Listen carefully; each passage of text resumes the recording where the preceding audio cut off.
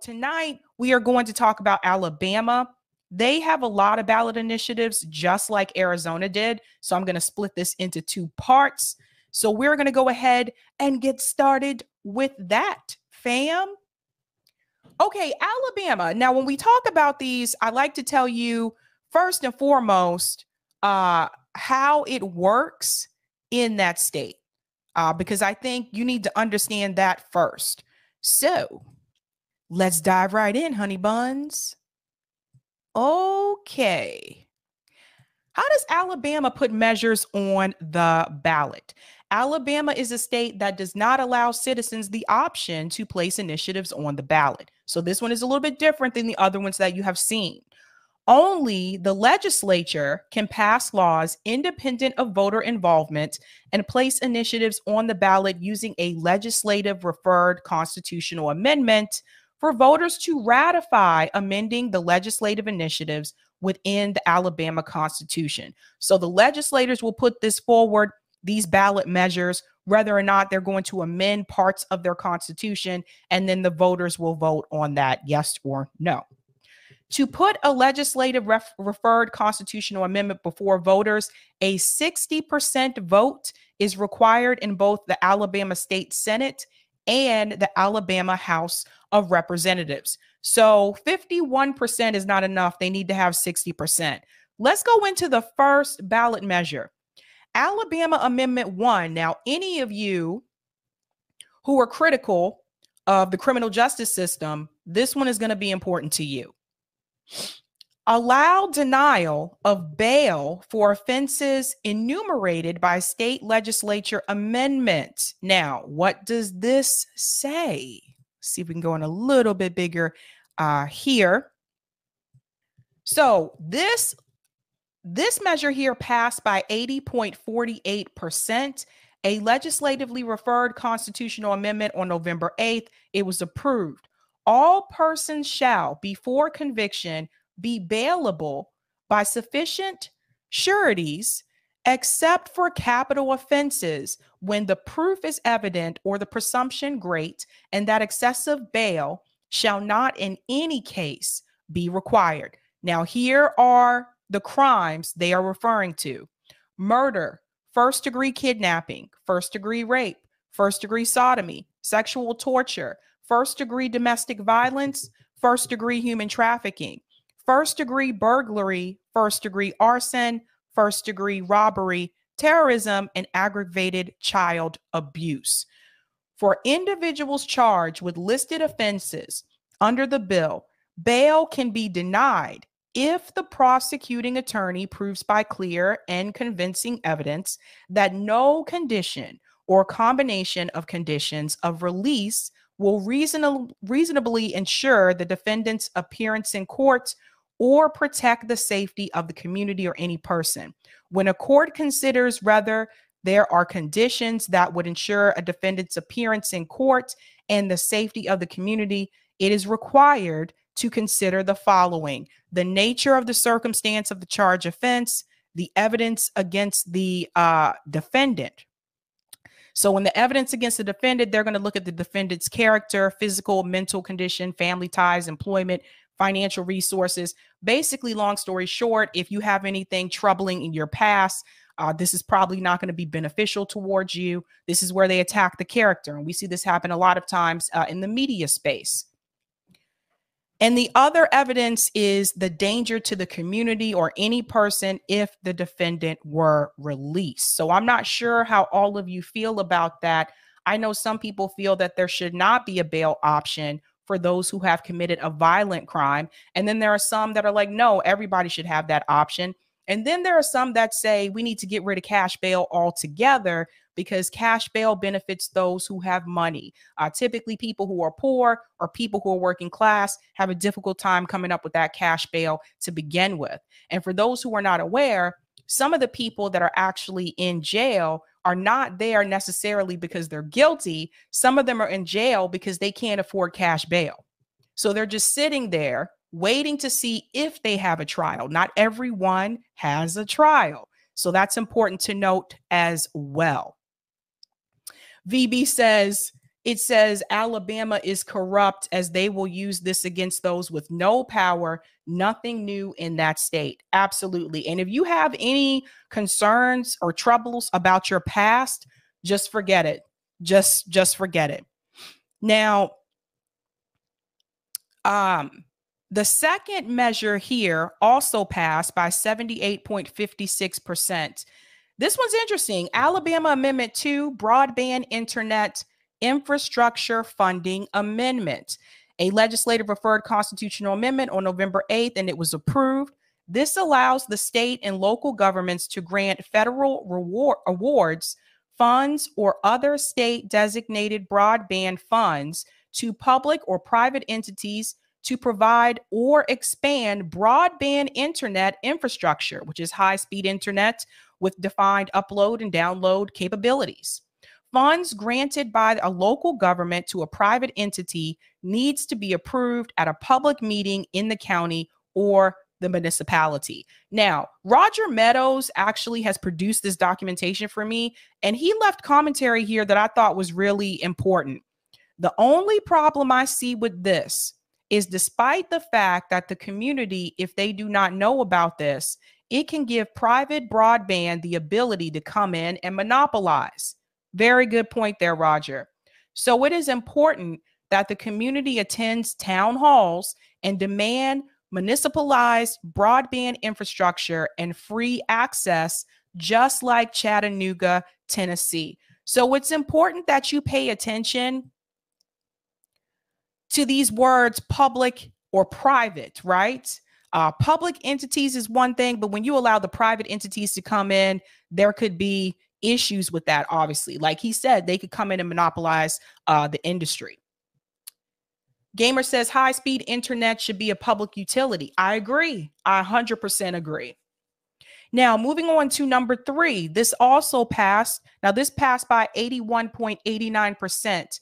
Alabama Amendment 3, notice to victim's family required for commutation and reprieve of death sentences amendment.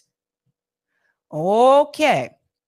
It is required that the governor, this required the governor to provide notice to the attorney general and make reasonable efforts to notify a designated family member of a victim before granting a commutation, a reduced sentence such as life imprisonment, or reprieve, which is a temporary stay of execution of a death sentence.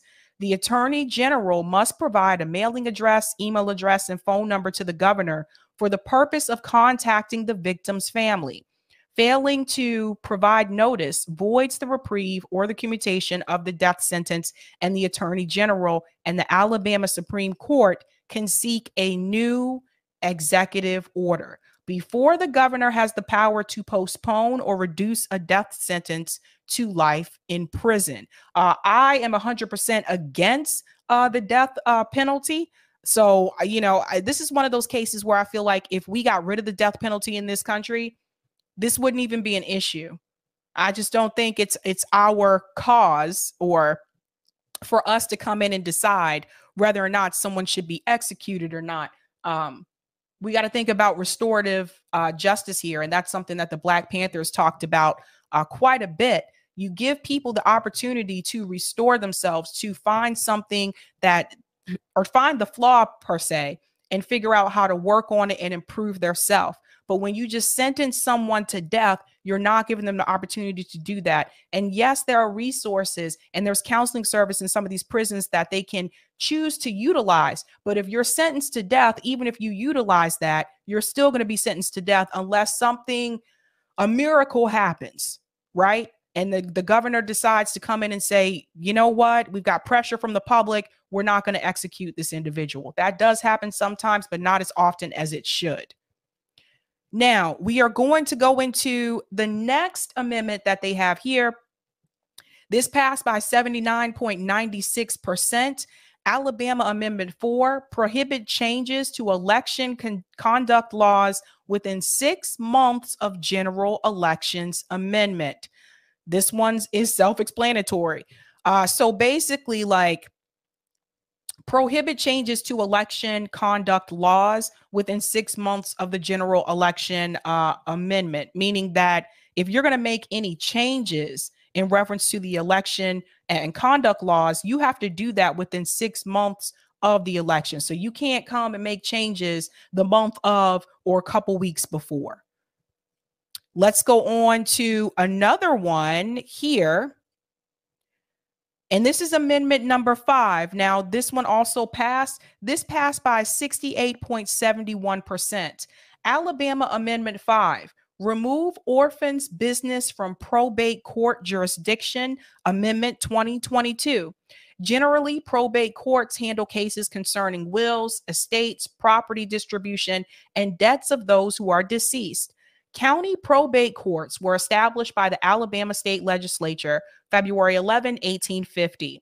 The law provided that each county court was to have one judge of probate to be elected by county voters for terms of 6 years.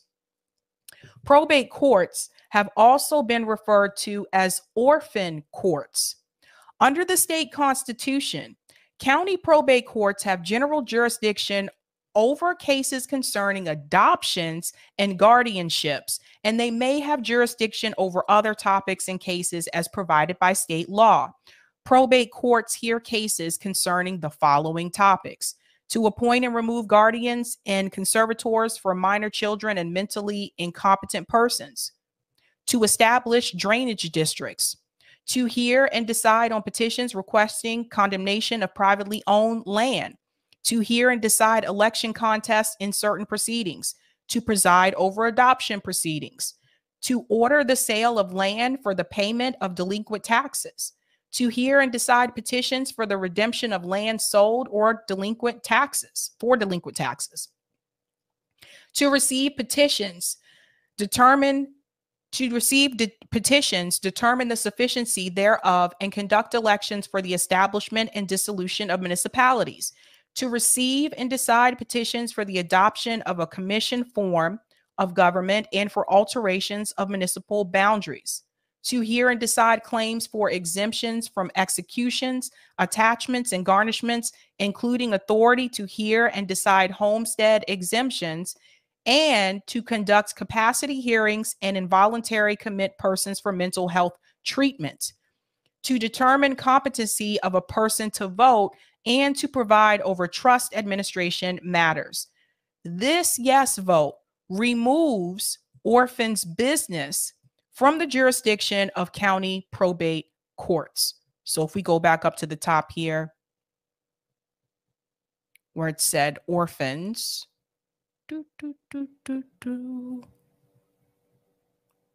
right here, probate courts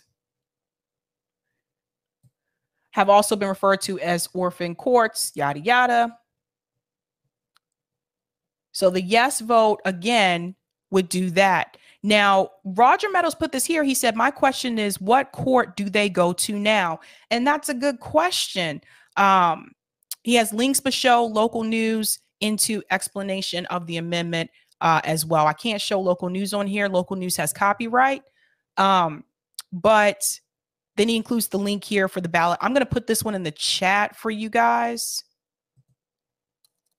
So you can actually, it's not going to copy the whole link.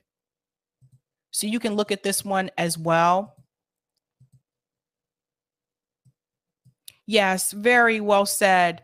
Very well said, Maharaja. Children aren't property. They should go to family court. 100% agreed. That was really weird to me that was a part of their probate court. I didn't understand that at all. And we're going to go ahead and stop there for tonight. And then Thursday, I will pick up part 2, because like I said, they had a lot of amendments, measures here, just like Arizona did. You'll see this as we go through them. Some states have few, some states have a lot. So brace yourself, brace yourself. What was really interesting to me about these measures that passed in Alabama, most of them seem to have to do with some type of, whether it's prison, the prison complex, whether it's some type of, criminal justice, like it seems to have to deal with the courts per se. Like, let's change this rule about the court, or let's change this rule about the prison industrial complex.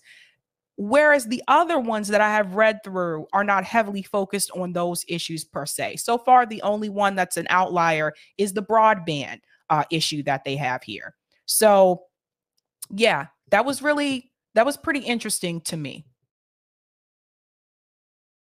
We're going to pick up here at number 6. That's where we're going to pick up. Where we're going to pick up. Let's go ahead and start there.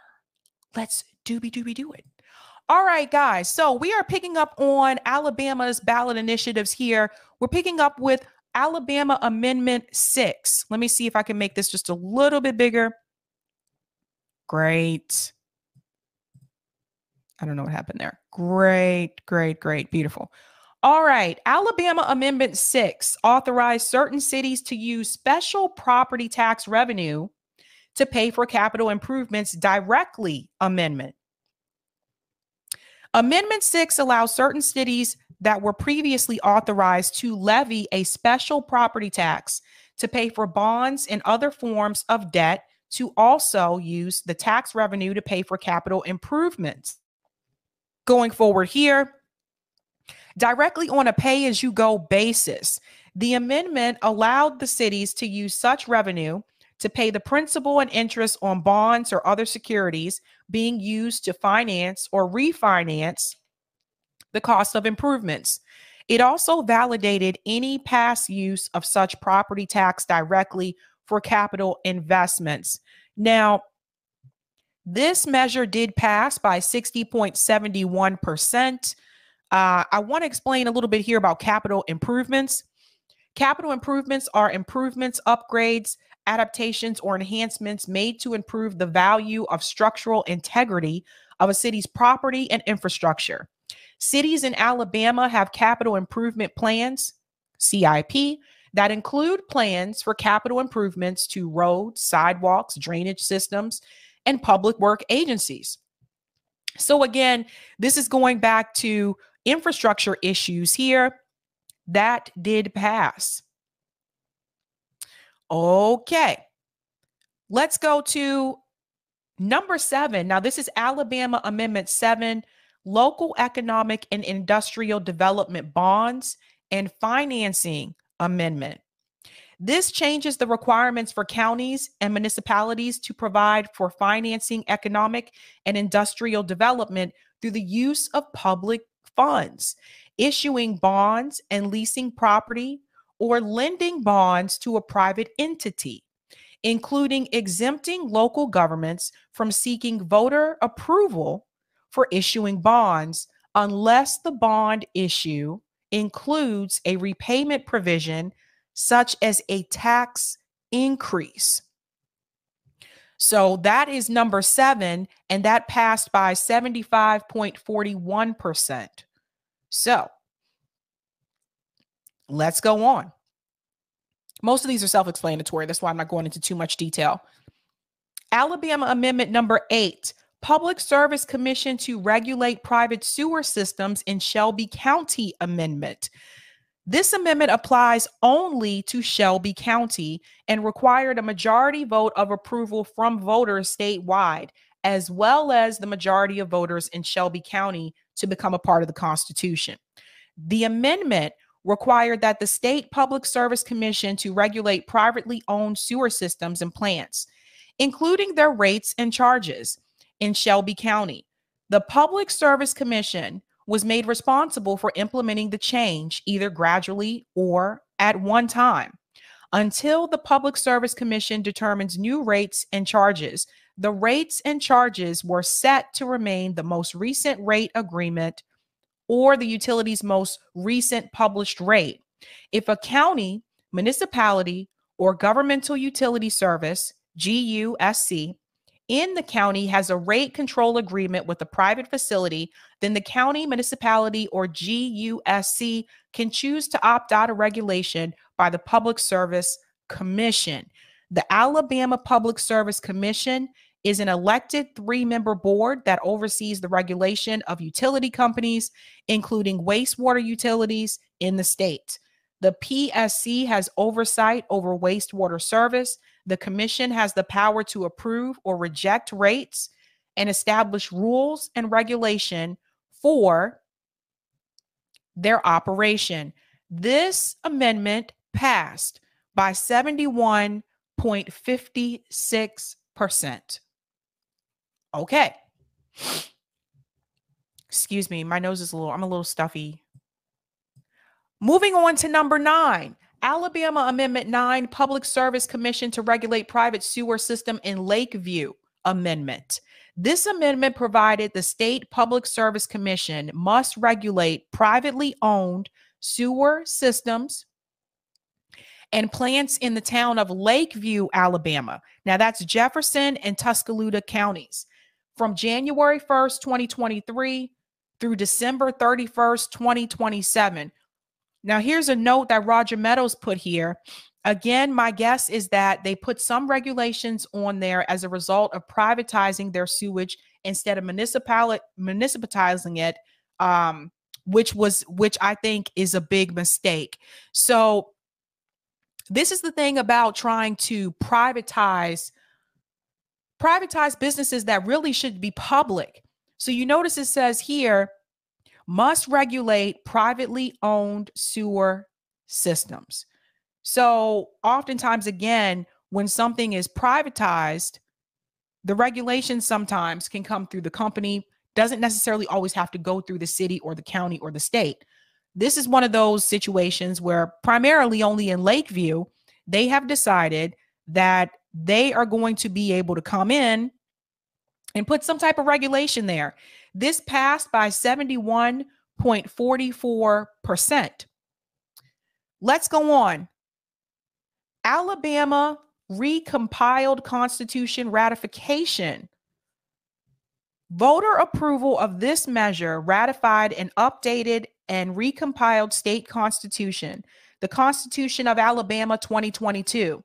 The Alabama State Legislature was authorized to update language in the Constitution and recompile it into proper sections following voter approval of Amendment 4 in 2020. Here are some of the changes to the Constitution. Arranging it in proper articles, parts, and sections, removing all racist language, deleting duplicative and repealed provisions. Removing all racist language. Guys, in 2022, they still had issues with this. Deleting duplicative and repealed provisions, consolidating provisions regarding economic development, and arranging all local amendments by county of application. So again, this is an example where they actually were making changes to their constitution. That's another thing that some of these states can do. Let's go in and make some changes to our constitution. So here we go. Number 10, Alabama Amendment, incorporate voter approved amendments in new state constitution measure. This constitutional amendment was contingent upon approval of the ratification question, which was also on the November 2022 ballot. The ratification question asked voters whether or not to ratify an updated and recompiled state constitution, the Alabama Constitution 2022. The updated and recompiled constitution was drafted by the state legislature following voter approval of Amendment 4 in 2020. Amendment 4, authorized by Alabama State Legislature during 2022 regular state legislative session to recompile the Alabama Constitution and provide for its ratification. And here are some of the changes here. Arranging it in proper articles, parts, and sections like the previous one.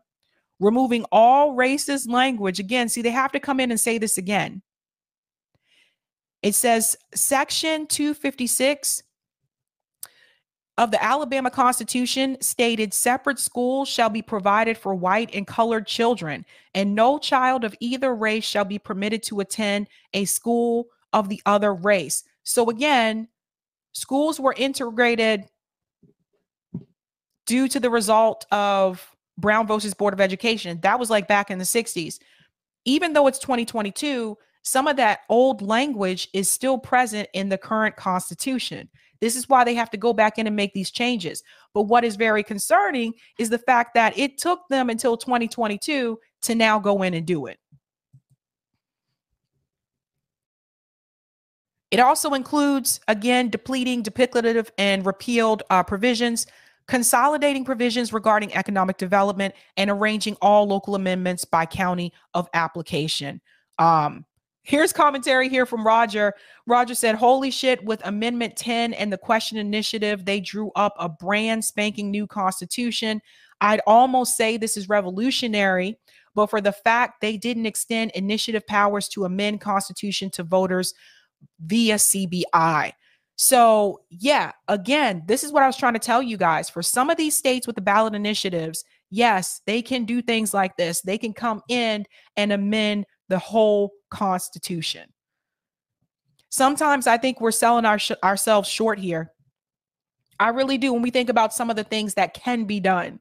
But I imagine there was some type of pressure probably put on them, and that is why they came in and made some of these changes as well. So that's that. Now we're moving on to Alaska. This one is quick and simple because Alaska only had one question. That's why I combined it with this one tonight. We'll get into California tomorrow, and that's a totally different situation. Totally different. All right. Alaska. Now, let me explain to you how it works in the state of Alaska. Citizens of Alaska may initiate legislation through the process of indirect initiative, meaning successful petitions are first presented to the Alaska State Legislature. If the measure or an equivalent measure is not adopted, the law is then placed before the voters. So in Alaska, it has to go through the legislator first. If they don't adopt it, then it goes to the voters. I told you each state is a little bit different. In Alaska, citizens also have the power to repeal legislation via veto referendum. Alaska residents cannot amend their state constitution via initiative or directly initiate legislation. This is different from what you just saw with Alabama, because I just showed you in Alabama, they could go in and change the whole constitution. Unfortunately, in Alaska, they do not have that option. The Alaska State Legislature may also place measures on the ballot as legislatively referred constitutional amendments or legislatively referred state statutes. So here's a note here from Roger. I think that's important. No Alaskan CBIs or even legislative initiatives made it onto the ballot in 2022. So there was one question here, Alaska ballot measure, constitutional convention question. And that was, a constitutional convention is a gathering where delegates propose amendments and changes to the state constitution. So I'm not even going to go into all of this because, again, it didn't make it on the ballot. This would have been a big one, unfortunately, because, again, to be able to go in and make changes to the Constitution, that's huge. But a note here I do think is important for you to see. As of 2022, 44 states have a process of deciding on a constitutional convention. In 14 states, including Alaska, constitutional convention questions are automatically referred to the ballot after a certain number of years. For these states, there is no requirement for a state legislator to vote to place the question on the ballot. For Alaska, Iowa, New Hampshire, Rhode Island, and Hawaii, the Constitutional Convention question is referred to the ballot every 10 years. So they will have to wait another 10 years to bring this up again. For Michigan, it is 16 years. For Connecticut, Illinois, Maryland, Missouri, Montana, New York, Ohio, and Oklahoma, a question is placed on the ballot every 20 years. That's deep. 27 states allow their legislator to vote to put a question for a constitutional convention on the ballot. Some of these states require a majority vote in their legislature, while others require a supermajority vote of 3/5, 60%, or 2/3, 66.67%. 5 states, Georgia, Louisiana, Maine, South Dakota, and Virginia, allow for a supermajority legislative vote without voter approval. And 5 states, Arizona, Florida, Montana, North Dakota, and South Dakota, also have a petition process for citizens to file an initiative to petition for a constitutional convention question on the ballot.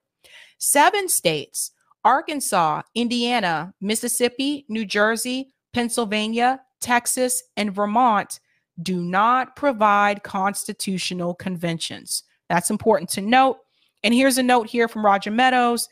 Those delegates they speak of can be lobbyists representing big business interests who could end up hijacking the convention, which is why these cons are usually struck down. So that is Alaska. So unfortunately, there wasn't much to see there because theirs didn't end up on the ballot. And sometimes that happens. Again, depending on the state that you live in, that can determine how difficult this may be or how easy it may be for you. Some states don't have to go through all of these rules. Some states can just easily just put something directly on the ballot, right?